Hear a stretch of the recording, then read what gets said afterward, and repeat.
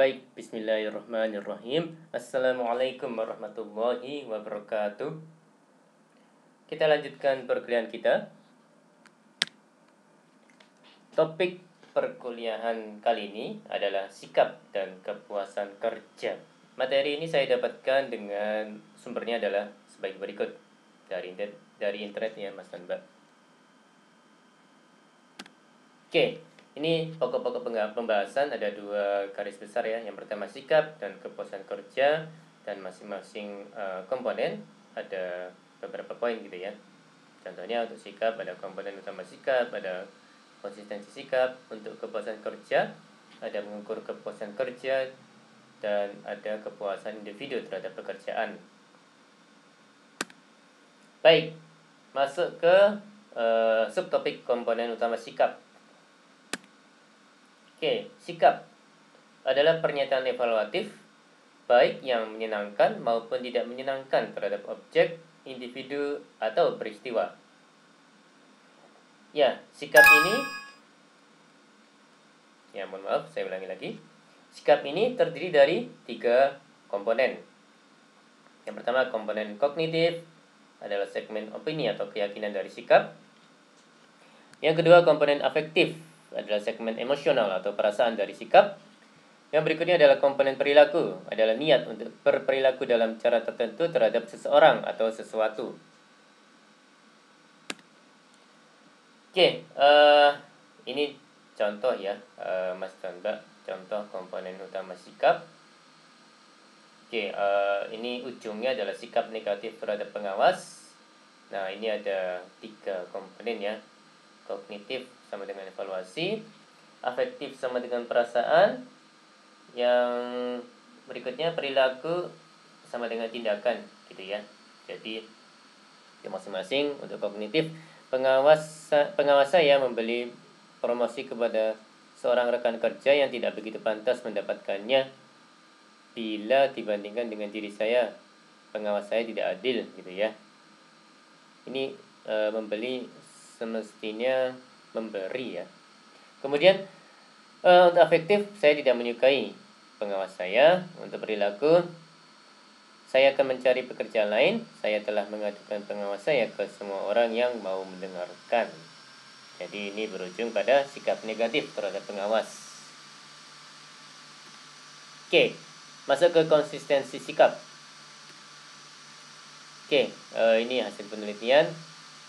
Individu mencari konsistensi ya antara sikap dengan sikap dan antara sikap dengan perilaku. Artinya, individu berusaha untuk menetapkan sikap yang berbeda serta meluruskan perilaku supaya terlihat rasional dan konsisten. Maka apabila tidak konsisten, maka kembali lagi individu mencari konsistensi gitu ya Mas dan Mbak. Oke, ini teori ketidaksesuaian kognitif, cognitive dissonance menurut Leon Festinger di tahun 1950-an. Ya, ada beberapa poin. Ketidaksesuaian kognitif merujuk pada ketidaksesuaian yang dirasakan oleh seorang individu antara 2 sikap atau lebih, atau antara perilaku dan sikap. Bentuk ketidakkonsistenan apapun tidaklah menyenangkan. Ya, misalnya apa ya? Antara A dan B perilakunya berbeda gitu ya. Padahal sama-sama karyawan, double standar gitu ya Mas dan Mbak ya. Kemudian, individu akan berusaha mengurangi ketidaksesuaian dan ketidaknyamanan tersebut. Oke, ini masih teori ketidaksesuaian kognitif. Faktor penentu untuk mengurangi ketidaksesuaian ya ada beberapa poin ya Mas dan Mbak sekalian. Ada pentingnya elemen-elemen yang menciptakan ketidaksesuaian, ada pengaruh yang dimiliki seorang individu terhadap elemen-elemen tersebut, dan ada penghargaan yang mungkin terlibat dalam ketidaksesuaian. Oke, ini pentingnya elemen-elemen yang menciptakan ketidaksesuaian. Apabila elemen-elemen yang menghasilkan ketidaksesuaian relatif tidak penting, tekanan untuk memperbaiki ketidakseimbangan akan rendah. Ya, ini contohnya silakan dibaca sendiri Mas dan Mbak sekalian. Oke. Pengaruh yang dimiliki oleh individu terhadap elemen-elemen tersebut. Ya, poin-poinnya. Tingkat pengaruh yang diyakini seseorang terhadap elemen-elemen tersebut akan berpengaruh terhadap bagaimana mereka bereaksi terhadap ketidaksesuaian. Apabila ketidaksesuaian disebabkan oleh tidak ada pilihan, kemungkinan besar individu kurang menerima perubahan sikap. Ya, ini contohnya silakan dibaca sendiri ya, Mas dan Mbak. Oke, ini penghargaan yang mungkin terlibat dalam ketidaksesuaian. Poin-poinnya, penghargaan mempengaruhi tingkat motivasi individu untuk mengurangi ketidaksesuaian. Penghargaan tinggi yang menyertai ketidaksesuaian yang tinggi cenderung mengurangi ketegangan yang melekat pada ketidaksesuaian. Penghargaan berfungsi mengurangi ketidaksesuaian dengan cara meningkatkan sisi konsistensi dari neraca individu. Oke. Teori ketidaksesuaian kognitif, cognitive dissonance, ini apa namanya ya? Berujung atau mengarah ke membantu memprediksi kecenderungan perubahan sikap dan perilaku. Dan di tengah-tengahnya itu implikasi organisasional ya, Mas dan Mbak.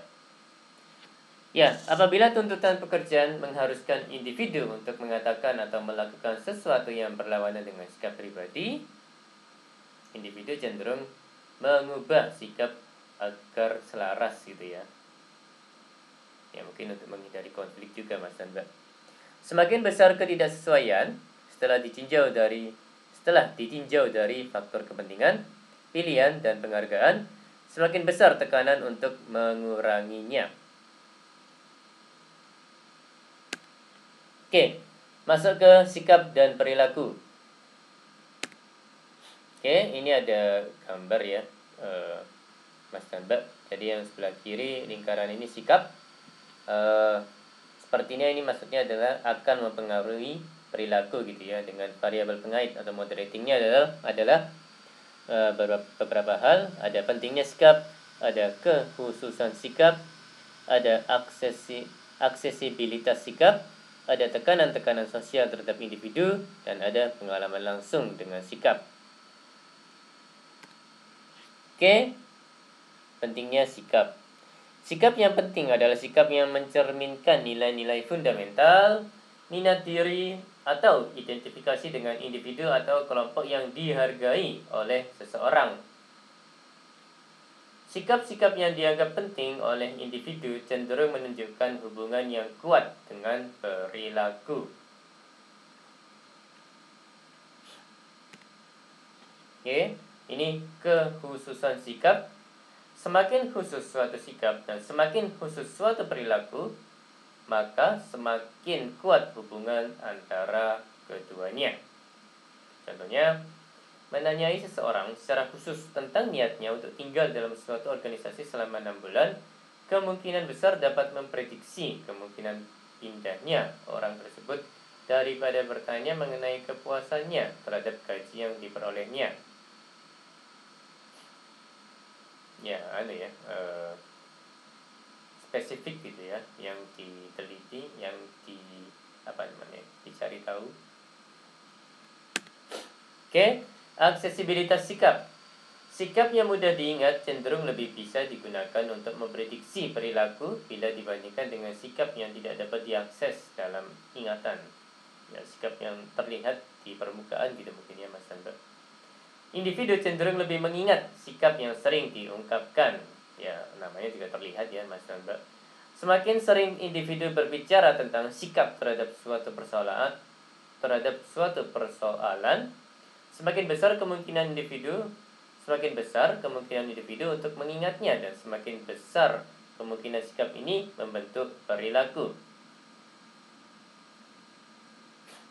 Ya, konsistensi sikap, jika sikapnya konsisten gitu ya, maka orang lain juga bisa memprediksi, untuk selanjutnya misalnya ada suatu masalah seperti ini, orang ini akan bersikap seperti ini gitu ya. Orang lain akan memprediksi sikap yang diambil oleh seseorang dilihat dari mungkin ya, Mas Anda, sikap-sikap yang telah ditujukan sebelum ini. Oke, tekanan sosial. Ketidaksesuaian sikap dengan perilaku kemungkinan besar muncul ketika ada tekanan sosial yang memiliki kekuatan yang luar biasa. Contoh, eksekutif pabrik rokok yang bukan perokok dan meyakini merokok akan mengakibatkan kanker tidak mencegah individu lain untuk tidak merokok. Ya, karena posisinya ya, misalnya dia manajer atau general manager di perusahaan rokok, padahal beliau bukan perokok ya, tapi ya karena posisinya, karena ada tekanan ya yang dari atas ya, bahwa memang pekerjaannya di perusahaan rokok, apalagi dia posisinya sudah tinggi gitu ya, tekanan dari atas untuk misalnya lebih menambah laba perusahaan, ya mau gak mau produksi rokok harus tetap jalan dan bahkan mungkin ditingkatkan ya, padahal ya bisa jadi akan muncul tekanan batin, perang batin gitu ya Mas dan Mbak ya, karena beliau bukan perokok dan harus melakukan hal itu ya, dalam arti produksi rokok harus tetap jalan, beliau tidak boleh melarang orang lain untuk untuk merokok gitu ya, beliau tidak boleh melarang orang lain untuk merokok, dan juga bahkan mungkin produksi rokoknya harus terus ditambah, karena adanya tekanan dari atas. Oke, pengalaman langsung. Hubungan sikap dengan perilaku mungkin sekali menjadi lebih kuat apabila individu mempunyai pengalaman pribadi secara langsung. Oke, contohnya silakan dibaca sendiri Mas dan Mbak. Oke, ini masih ada dua gambar lingkaran. Yang pertama sikap, yang sebelah kiri ya, yang perilaku ini akan mempengaruhi perilaku, tapi ada feedbacknya ya, dari perilaku ke sikap. Ini teori persepsi diri, self perception theory. Sikap yang digunakan setelah melakukan sesuatu untuk memahami tindakan yang telah terjadi, self perception theory. Oke, masuk ke sikap kerja yang utama.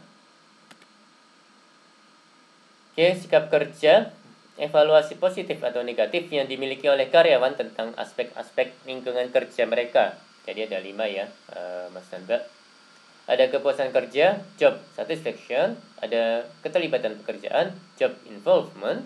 Ada komitmen organisasional, ada organizational komitmen. Ada 4, dukungan organisasional yang dirasakan, perceived organizational support, POS.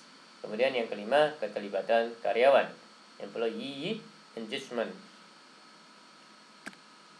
Oke, kepuasan kerja. Perasaan positif tentang pekerjaan seseorang yang merupakan hasil dari evaluasi karakteristiknya. Seseorang dengan tingkat kepuasan kerja yang tinggi memiliki perasaan-perasaan positif tentang pekerjaan tersebut, sementara seseorang yang tidak puas memiliki perasaan-perasaan yang negatif tentang pekerjaan tersebut. Ya, logis ya Mas Kanda. Jika seseorang memiliki tingkat kepuasan kerja yang tinggi gitu ya, beliau akan lebih cenderung lebih akan logis untuk mengungkapkan bahwa pekerjaannya beliau itu memang positif gitu maksudnya. Jadi mendukung pekerjaan yang sedang dilakukan gitu ya.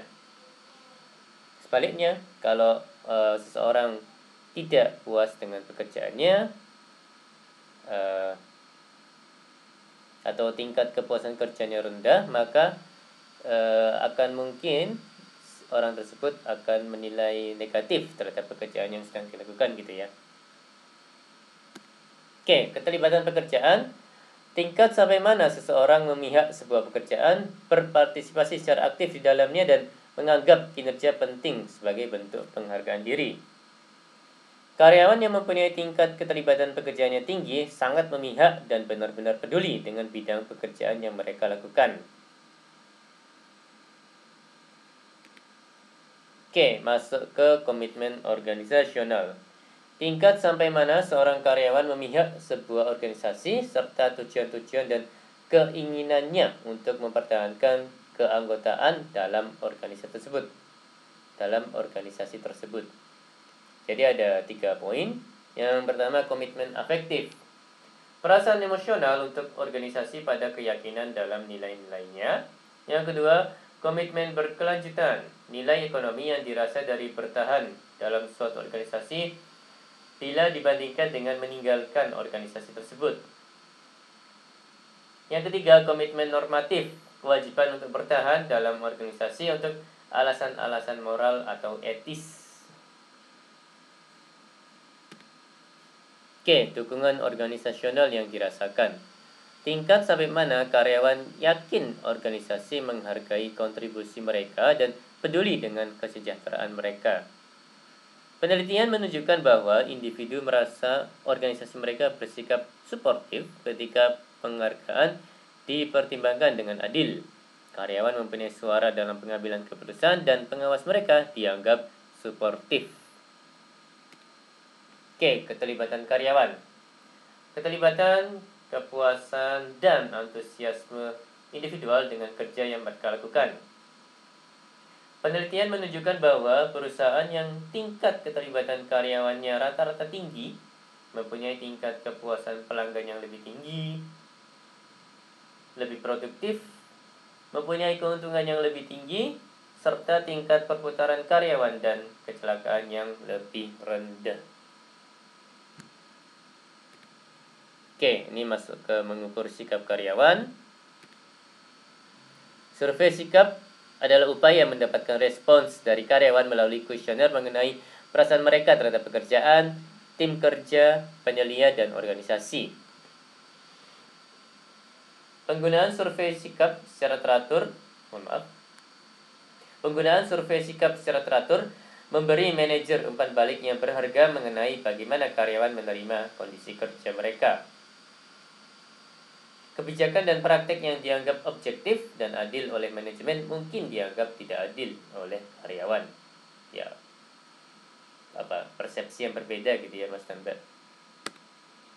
Oke, arti penting sikap terhadap keragaman di tempat kerja.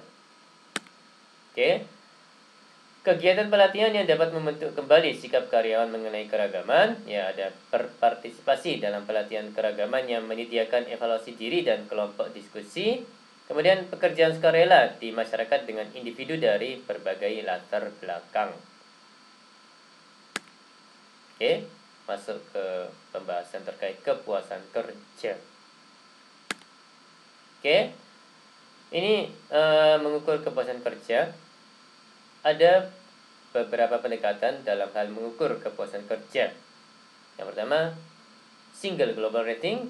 Ini meminta individu untuk merespon pertanyaan dengan memilih angka antara 1 dan 5 yang cocok dengan jawaban dari sangat puas sampai sangat tidak puas. Seperti ini Likert ya, skala Likert ya Mas dan Mbak. Kemudian yang berikutnya summation score. Pendekatan ini mengidentifikasi elemen-elemen dalam suatu pekerjaan dan menanyakan perasaan karyawan tentang setiap elemen seperti sifat pekerjaan, pengawasan, bayaran saat ini, peluang promosi, dan hubungan dengan rekan-rekan kerja. Oke, ini ada sebuah diagram gitu ya, Mas dan Mbak ya. Ini untuk yang sumbu X tidak ada penjelasan, tapi poin-poinnya work itself, pay, promotion, supervision, coworkers, dan overall. Nah, ini yang sembunyinya itu percentage ya, Mas dan Mbak, mulai dari 0 sampai 100%. Umumnya, karyawan puas atas pekerjaan mereka. Tingkat kepuasan tergantung pada aspek kepuasan, gitu ya Mas dan Mbak ya. Oke, ini konsekuensi ketidakpuasan karyawan. Jadi ini ada 4 kotak utama gitu ya Mas dan Mbak ya. Jadi jika seorang karyawan gitu ya, beliau konstruktif dan aktif gitu ya. Jadi apa yang beliau pilih atau lakukan gitu? Voice. Jadi menyuarakan gitu ya Mas Mbak ya. Nah, kalau misalnya seorang itu destruktif dan aktif, maka beliau exit, ya keluar dari kerjaan gitu ya. Nah, kalau si pekerja konstruktif dan pasif, maka beliau loyalty gitu ya, loyal. Nah, kalau si karyawan destruktif dan pasif, maka langkah yang dipilih adalah neglect atau mengabaikan gitu ya Mas dan Mbak. Oke, ini ya penjelasannya untuk masing-masing kotak tadi. Keluar, exit. Ketidakpuasan yang diungkapkan melalui perilaku yang ditujukan untuk meninggalkan organisasi. Yang berikutnya, voice, aspirasi. Ketidakpuasan yang diungkapkan melalui usaha yang aktif dan konstruktif untuk memperbaiki kondisi. Kemudian ada kesetiaan, loyalty. Ketidakpuasan yang diungkapkan dengan secara aktif menunggu membaiknya kondisi. Loyal gitu ya Mas Tanda. Kemudian ada neglect, pengabaian. Ketidakpuasan yang diungkapkan dengan membiarkan kondisi menjadi lebih buruk. Ya, mengabaikan, tidak peduli gitu ya Mas Tanda ya. Oke, kepuasan kerja dan produktivitas. Karyawannya bahagia cenderung lebih produktif. Ya, ini logis ya Mas dan Mbak ya. Seneng gitu, rasanya hatinya seneng ya, semangat jadinya kerjanya gitu ya. Dan ini bisa jadi akan berlanjut ke kinerja yang lebih baik, lebih produktif gitu ya Mas dan Mbak. Organisasi yang mempunyai karyawan yang lebih puas cenderung lebih efektif bila dibandingkan dengan organisasi yang mempunyai karyawan yang kurang puas. Ya, ini juga logis. Kalau misalnya lebih banyak karyawan yang puas gitu ya di tempat kerja, ya efektif dalam arti tujuan-tujuan organisasi akan lebih mudah dicapai gitu ya, akan lebih kemungkinan untuk mencapai tujuan-tujuan organisasi akan lebih besar jika diisi dengan orang-orang yang lebih banyak orang-orang yang puas gitu ya, jika dibandingkan dengan lebih banyak karyawan yang tidak puas di perusahaan tersebut. Oke, karyawan yang puas, ya ini terkait dengan kepuasan kerja dan kepuasan pelanggan. Karyawan yang puas bisa meningkatkan kepuasan dan kesetiaan pelanggan. Ya, poin-poinnya dalam organisasi jasa, pemeliharaan dan peninggalan pelanggan sangat bergantung pada bagaimana karyawan garis depan berhubungan dengan pelanggan. Karyawan yang cenderung lebih ramah, ceria dan responsif yang dihargai oleh para pelanggan. Ya, ini misalnya teller bank gitu ya. Kalau Mas atau Mbak teller banknya ramah gitu ya, enak diajak ngobrol, kan pelanggan juga lebih enak jadinya kan ya, lebih nyaman gitu. Tapi kalau misalnya Mas atau Mbak tellernya itu cemberut, putus gitu ya, ya kan pelanggan juga jadi tidak senang gitu, jadi tidak nyaman. Karena karyawan yang puas tidak mudah berpindah kerja, pelanggan kemungkinan besar menemui wajah-wajah yang familiar dan menerima layanan yang berpengalaman.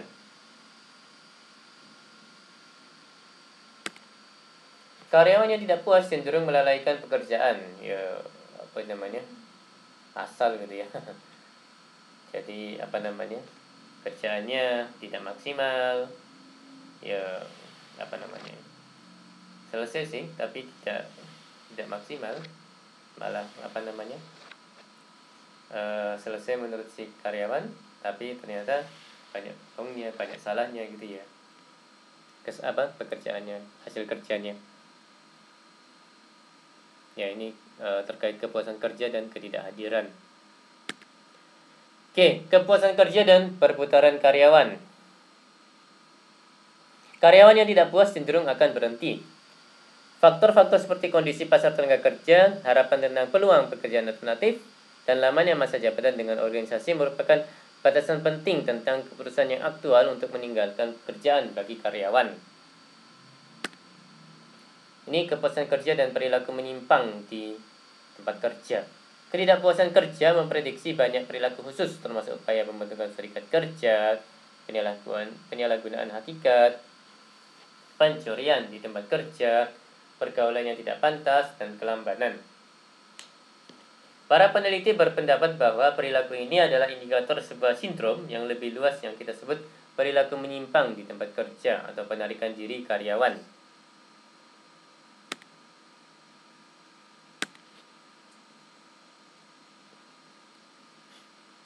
Baik, demikian perkuliahan kali ini. Terima kasih atas perhatian dan waktunya Mas dan Mbak. Mohon maaf kalau ada kata-kata yang salah. Insya Allah kita jumpa lagi next time. Saya akhiri. Wassalamualaikum warahmatullahi wabarakatuh.